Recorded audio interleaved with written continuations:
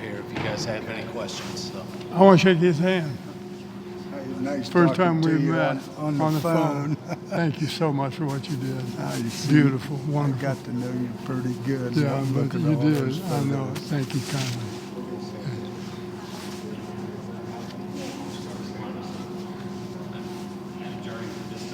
Yes, sir.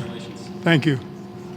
On a day like this where there's so many people here to see you, there's so many things being celebrated, what is a highlight for you on a day like today? Being with family and friends. It's the highest honor I've ever gotten in my life. I've had the honor to play on some great teams with some great coaches and great teammates, but to be honored like this is beyond what my dreams would ever be. So I'm thrilled and excited. Couldn't be more overjoyed and thankful. When you saw the tarp eventually make its way off the stage, what did that feel like to see it in person and to hear the way to be there? Well, it was very, very touching. The sculptor who is right here right now did an unbelievable job.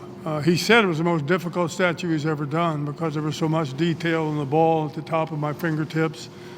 And I was so happy to see it and so happy that my family could unveil it. That was very important to me. What's your favorite part of the statue? The pose, the position. I love the hook shot. It was my favorite shot. I practiced it countless hours, thousands and thousands and thousands of times. I tried to shoot 5,000 shots every day as a boy. It takes a long time to do that. And we had a lighted court at night I could shoot on, and so that was my favorite shot by far. And it's different. It's different shooting a jump shot than anything else. As I've told several people, when you're shooting a hook shot, and not a jump hook, but one you lift from your side, they don't shoot it anymore. It's unguardable. I don't know why they quit shooting it. But it's totally different than flipping the ball with your wrist because it just rolls off of your fingers. You don't ever flip a wrist when you shoot it. So that's a very important pose to me. You always had a height advantage, but that shot you could get off against people every day. Well, I wish I had always had a height advantage. I played against players 7'6", 7'4", I played against a lot of big players, but it was unguardable. I mean, it really was. I mean, you'd see pictures of me. As a matter of fact, the picture that this came from, a 7-footer was guarding me, and he was at least 2.5 to 3 feet from the ball. I mean, because I took a step away and lifted it, and it just was impossible to reach it. Is that the Cincinnati Center, Jerry? Yes, it was. Paul Hogue. And you noted your wrist isn't bent there? My wrist is not flipped here. My wrist is not bent. It just rolls off of my hand, on the end of my fingers. Yes. Steve, question? Yeah, Steve Helwag, BuckNuts.com. I know you talk about being an unselfish player and the guys that you played with, a lot of them were here. Obviously, two of your best teammates and closest friends over the years, Bobby Knight, John Havlicek, not no longer with us. Just that whole group and that whole collection of people, just how special was that group of people? Oh, it was an unbelievable group of people. We started friendships that lasted for a lifetime. They were all very gifted and very talented. I think as a team, I think our grade point average is 3.5 or 3.6. So they were great people, good students. I loved them all, and it was very important to me. You mentioned unselfishness. It was very, very important to me to be part of a team. Everybody always said, I should shoot more. I had a friend who was here today named J.B. Deaton. He always said to one of my teammates in high school, he has a heavy accent, he said, "Why don't you pass the ball to Jury more?" He said, "I do. Every time he misses it, he tips it in, and that's an assist." So, I had a penchant to going and getting the ball. That was my favorite part of the game, was rebounding. I studied it unbelievably. And when I came to Ohio State, we practiced blocking out every day.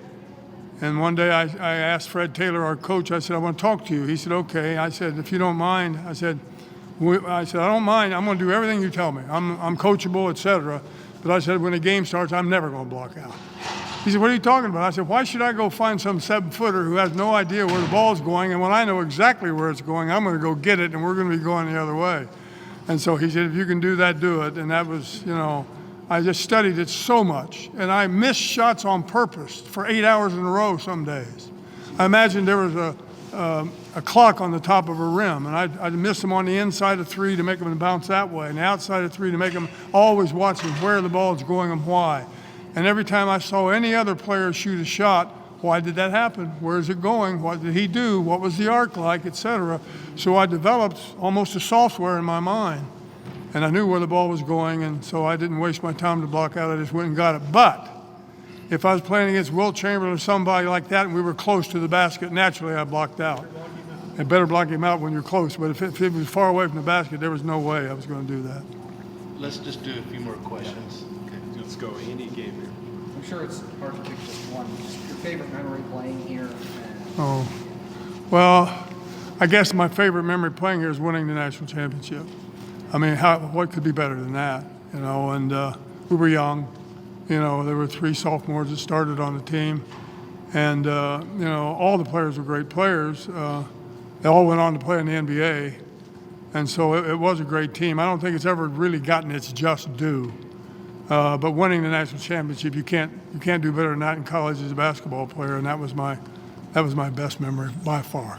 Where do you think you mentioned it growing up, but where do you think your sort of fixation on literacy, at the alphabet, on arranging? Well, I had a junior high school teacher named Nellie Losh in 7th and 8th and 9th grade. She was my homeroom teacher as well as my English teacher. She instilled in me a love of language and love of the English language. And that's probably where it started and where it really began. And I've done so much work on education, it's unbelievable. The world really doesn't know all about it. But as I said today, I'm continuing to work on getting my literacy course prepared so that it can be used in websites to make an incredible difference.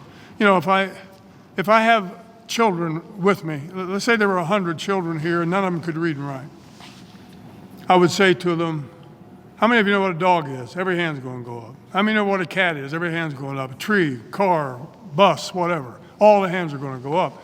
But then you ask them about intangible and abstract information, very few, if any, hands will go up. God's given us an incredible ability to store pictures in our mind and recreate them. But a problem in education is there are no pictures to store. Everything is abstract, letters, numbers, words, symbols. And I've spent my life giving identities to all of those. We'll go with Gabe and then Mike. Dave Aker with the Lantern. Jerry, what does it mean to you to be a Buckeye? Well, being a Buckeye is extraordinary.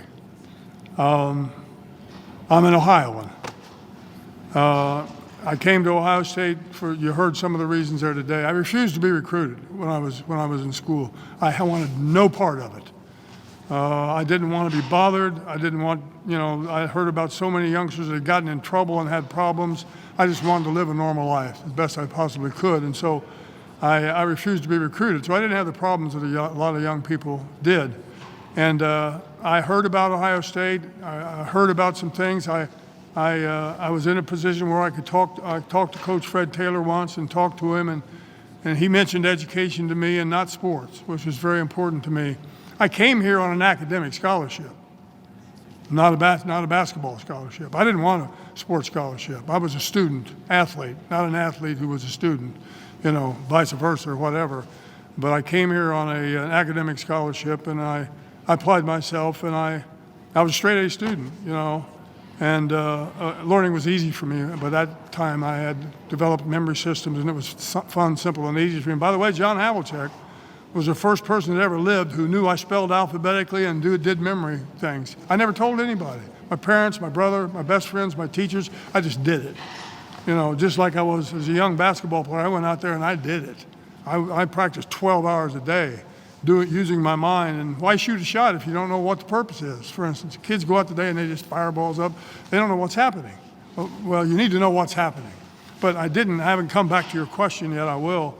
So being a Buckeye is very, very important to me because it's a family.